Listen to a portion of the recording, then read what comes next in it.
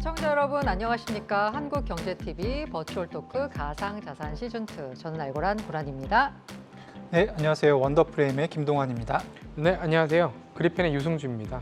변동폭이 큰 자산을 두고서 코인 같다라고 말했는데요. 지금은 이렇게 말하면 안 될 것 같습니다. 비트코인은 변동폭이 확실히 줄었습니다. 특정 알트코인을 중심으로 펌프 앤 덤프를 반복하고 있는데요.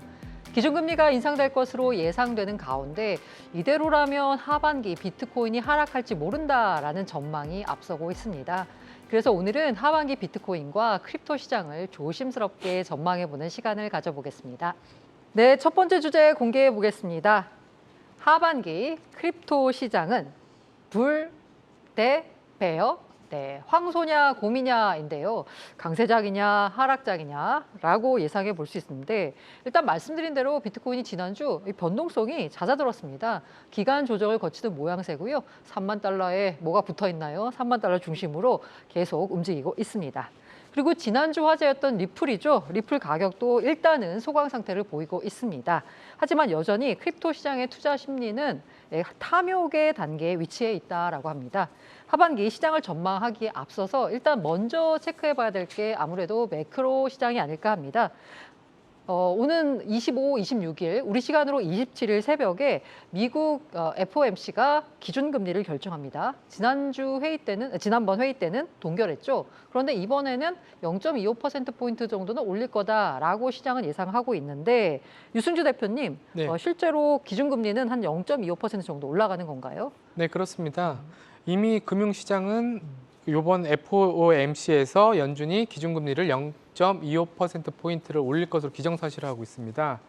블룸버그 통신에 따르면 미국을 경기 침체에 빠뜨리지 않고 인플레이션의 목표치인 2%로 되돌리는 연착륙을 달성하기 위해서 연준이 금리를 0.25% 이제 포인트 올릴 것이다라고 이제 예상했고요. 시카고 상품거래소의 패드워치에 따르면 이제 선물 시장에 연준이 오는 FOMC 금리를 0.25% 올릴 것을 이제 올릴 가능성을 99.8%로 반영했습니다. 이제 거의 확실시 됐다고 보고 있는 건데요.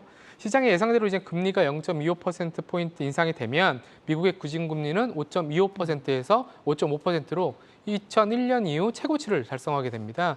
그렇게 되면 이제 하반기 물가지수라든가 기업 실적, 주식시장에 영향을 줄 것이고요. 물론 이제 가상자산 시장에도 영향을 줄 것으로 보고 있습니다. 하지만 이제 가장 중요한 포인트는 이번 금리 인상이 올해 이제 마지막인 것이냐, 아니면 7월 이후에도 또 금리 인상이 더 있을 것이냐가 이제 관건인데요. 월가는 이번 금리 인상을 올해 마지막으로 보고 있지만 앞으로 금리 인상이 더 있을 것이라는 의견도 있습니다. 이제 파월 의장이 FOMC가 끝나면 점도표를 공개하는데 그 점도표를 보면 이제 올해 두 차례 금리 인상을 시사했었고요.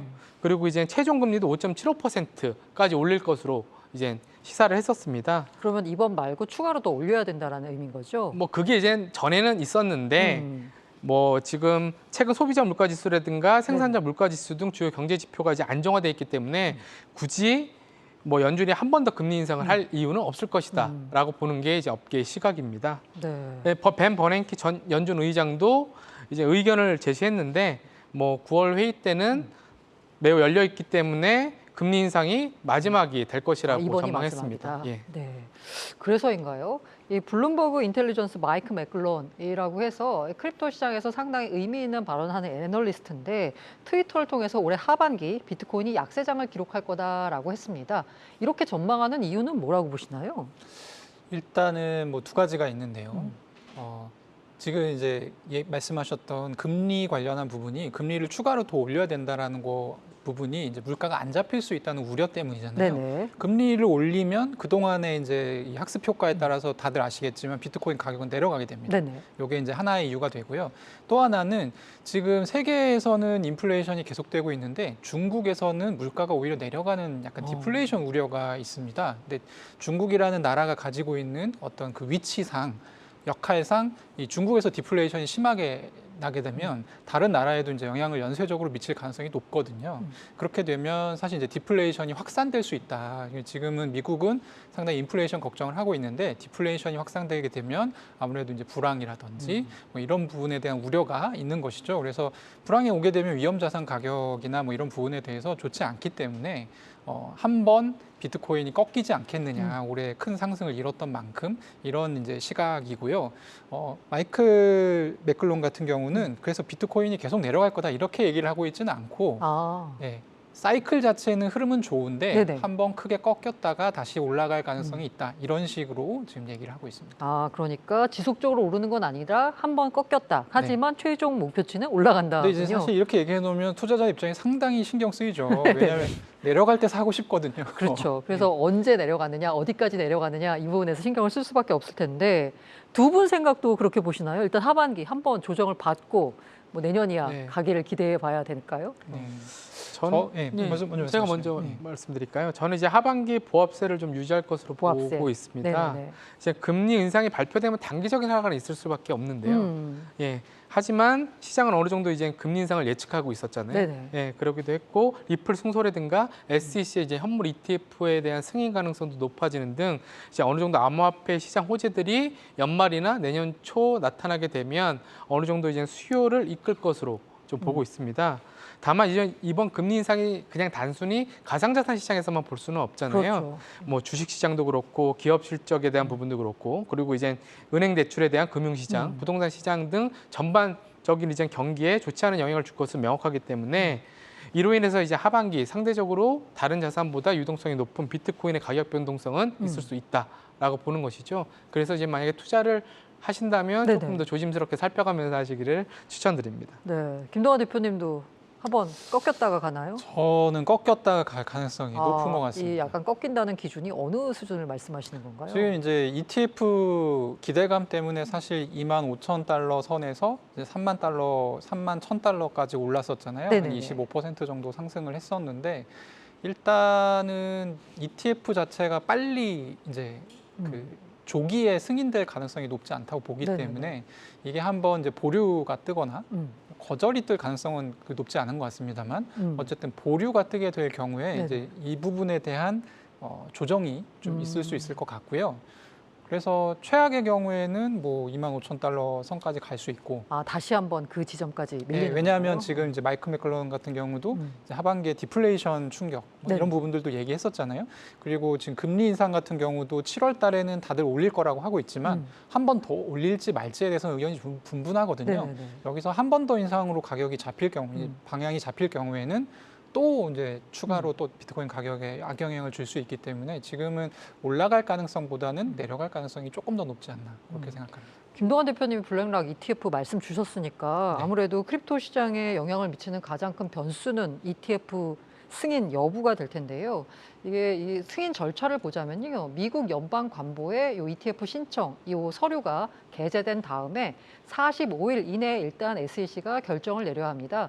최종 결정을 내리는 건 아니고요. 승인하든지 불승인을 하든지 아니면 조금 더 검토해 보겠다라고 해서 보류 결정을 내려서요. 최장 240일 안에만 최종 결정을 내리면 되는데 45일이라고 치면 1차로 뭔가 결론이 나올 그 시점이 7월 19일에 미국 연방관보에 게재가 됐으니까 한 8월 말 9월 초쯤이 될 텐데 이때 SEC는 과연 어떤 결정을 내릴 거라고 보시는지 일단 두 분의 의견 궁금합니다. 아까 김동완 대표님은 보류할 것 같다라고 했었고요. 우리 유 저는 대표님은 그래도 승인을 할 수 있다고 보고 있습니다. 요거는 희망인가요? 아니면 전망인가요? 약간 희망 반 전망 반일 것 아, 같습니다. 네네네. 예. 그 이유는 제가 먼저 말씀을 드리면 SEC가 사실 무조건 비트코인 ETF를 반대하는 것이 아니라 자, 시기를 이제 점철하고 있다고 보고 있거든요. 네네. 그런 면에서 이제 비트코인에 대한 이제 가격 변동이나 요즘 흐름을 봤을 때 굳이 SEC가 비트코인만큼은 SEC의 기존 이제 증권이 아니다라고 얘기를 했었잖아요. 네, 그렇죠. 그리고 이제 탈중앙화 되어 있고 공급량이 정해져 있고 전기 에너지가 장치가 필요하면서 채굴을 할 수 있는 어떤 펀더멘탈이 존재한다고도 인정을 했기 때문에 저는 그 지금 문제가 되고 있는 알트코인에 비해서 시세 조작이 쉽지 않은 점 그리고 세계적으로 이제 많은 수요를 갖고 있다는 점이 네네. 굳이 SEC가 어떤 명분을 갖고 이유를 갖고 이제 승인을 하지 않을 이유도 없을 것이라고 보고 있는 것이죠. 예. 더 이상 승인하지 않을 이유가 없기 때문에 이번 45일 이내에 승인할 것이다. 그리고 이제 가상자산 시장 흐름상 네네. 계속 하나의 이제 시대적 변화잖아요. 혁신에서 사실 무조건 반대를 하는 것보다 오히려 레거시 금융 상품인 ETF 상품으로 판매하는 것이 SEC가 관리하는 측면에서 좋지 않을까. 그 이른바 SEC가 내세우고 있는 투자자 보호 측면에서 네, 좋다는 투자 보호 말씀이시네요. 측면에서도 오히려 더 좋은 결과를 나올 수 있다고 저는 좀 기대하고 있습니다. 네. 반면에 김동완 대표님은 얼핏 말씀하셨지만 보류를 전망하셨어요. 네. 그 이유에 대해서 다시 한번 말씀 주시면. 두 가지 이유가 있을 것 같은데요. 네네. 첫 번째로는 지금 사실 그 ETF 신청을 앞서서 했던 금융사들이 굉장히 많습니다. 네네. 근데 그 다 안 됐거든요. 다 안 하지만 이번엔 네. 블랙락. 네, 이번에 블랙락이 됐잖아요. 네네. 그래서 기대를 하고 있는 거고 저도 될 거라고 생각을 하고 있는데 네네. 다만 이제 이번에 좀 힘들 것 같은 이유는 올해 안에는 힘들다. 예, 왜냐하면 그 앞서서 했던 금융사들이 했던 것과 지금 아주 객관적으로 봤을 때 조건이 바뀐 게 없어요. 그러니까 크게 두 가지 이유가 있는데 하나는 가격 조작의 위험성이 있다. 그리고 소비자 보호에 조금 물음표가 있다. 두 가지인데 두 가지 측면에서 일단 달라진 게 없고요. 또 하나는 이제 정무적인 측면을 좀 봐야 된다 생각하는데 정무적인 측면. 네, 왜냐하면 어차피 SEC는 이걸 보류하더라도 보류를 왜 하는지에 대해서 이유를 설명할 필요가 없습니다. 그냥 보류하면 보류가 됩니다. 그리고 이 최장적 240일 안에만 승인을 하면 되기 때문에 일단 그 시점을 조절할 수가 있고요. 어쨌든 지금 많은 알트코인들하고 소송을 진행 중이거든요. 근데 비트코인 블랙락 승인, ETF 승인을 해주게 되면 비트코인 가격은 물론이고 알트코인 가격이 폭등할 겁니다. 그렇죠. 시장 네. 분위기가 아무래도 좋아질 그렇게 테니. 되면 본인들이 진행하는 소송에 네네. 자기가 악영향을. 그렇죠. 악영향을 미치는 거예요. 자기가 자기 발 묶는 꼴이기 때문에 물론 여기서 악영향은 네, SEC 입장에서입니다. SEC 입장에서 네네. 그렇기 때문에 어느 정도 정리가 되기 전에는 ETF도 승인할 시점을 조금 이게 어차피 이제 거절할 게 아니라 보류라면 네네. 조절을 할 거라고 보는 것이 합당하지 않나 그렇게 생각합니다. 네. 유 대표님은 승인을 희망하셨지만 희망 반 전망 반 하셨지만 사실 시장에서 제가 접하는 여러 뉴스들도 보면 보류를 다수 의견으로 정의 내릴 수 있을 것 같아요. 그러면 이게 궁금한데 만약에 보류 결정이 나오면 아까 김동완 대표님은 25,000선까지는 밀릴 것 같다라고 말씀 주셨는데 그게 맞나요?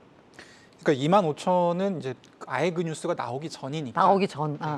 추가적인 악재가 없다면 거기까지 밀리지는 않을 것 같고요. 네네네. 근데 다만 뭐 $1,000 내지는 뭐 $1,500, $2,000 요런 수준의 조정은 저는 불가피할 것 같아요. 왜냐하면 지금도 사실 ETF 관련한 호재 뉴스들이 계속 나오고 있거든요. 연일. 네네. 최근에 이제 이 17일 같은 경우는 뭐가 나왔냐면 비트코인 ETF가 사실상 이제 승수 효과가 여기서 승수 효과라고 하는 거는 ETF에 $1가 들어가면 비트코인 전체 시총이 얼마 올라가느냐 이건데 4대 1이다. 와. 그럼 이제 $1가 ETF에 추가되게 되면 전체 시총이 $4 올라간다는 거니까 당장 사야 되는 거거든요. 네네. 근데 이제 그런 분석이 나왔음에도 시장 가격이 좀처럼 움직이지 않고 있고 오히려 지금 한 7월만 놓고 본다면 거의 이제 우하향하는 모습을 보이고 있어요. 거래량이 줄면 밀리는 느낌이에요. 그렇죠. 밀리는 느낌이 좀 네네. 있습니다. 그래서 제가 보기에는 이걸 들어올릴 만한 확실한 어떤 호재가 시장에 이제 안 나오고 있고 사람들이 이제 개인들이 뭔가 상승을 보고서 지금 사기에는 조금 부담스러운 네네. 가격대이지 않나 이렇게 생각합니다. 우리 대표님은 예, 개인 투자자뿐만 아니라 기관들도 이제 의견들이 좀 엇갈리는 걸 볼 수가 있습니다. 네네. 이번에 이제 시카고 상업거래소 자료를 따르면 장기 펀드 비트코인 롱 포지션은 전주 대비 오히려 증가했는데 롱 포지션을 가져간다는 건 좋게 본다는 비트코인이 거네요? 상승을 계속하고 어떻게 네네. ETF의 기대도 좀 높게 보는 성향이 있는 반면에 레버리지 펀드는 오히려 롱 포지션이 크게 줄었습니다. 그러니까 기관들도 사실 어떻게 예측해야 될지 금리 인상이라든가 ETF에 대해서 확실하게 전망하기는 어렵다고 보는 것이죠. 다만 이제 시장 기관 투자자든 개인 투자자든 조금 긍정적으로 보는 경향도 있다는 점을 좀 참고하셨으면 좋을 것 같습니다. 그럼 보류가 나왔을 때 우리 유 대표님은 대충 얼마 정도 밀린다 혹은 변화 없다. 전 보류가 나와도 변화 지금 없다. 시장에 크게 영향을, 그러니까 가격에 아. 비트코인 가격에는 크게 영향을 주진 않을 것으로 보고 있습니다. 네, 지금 오히려 가격이 보류 결정이 약간 반영된 가격일 수 있고 만약에 여기서 뭔가 승인이 나오면 그야말로 폭등할 수 있겠죠. 좋은 결정이 나오기를 투자자들에게 좋은 결정이 나오기를 한번 기대해 보면서 다음 주제로 넘어가 보겠습니다.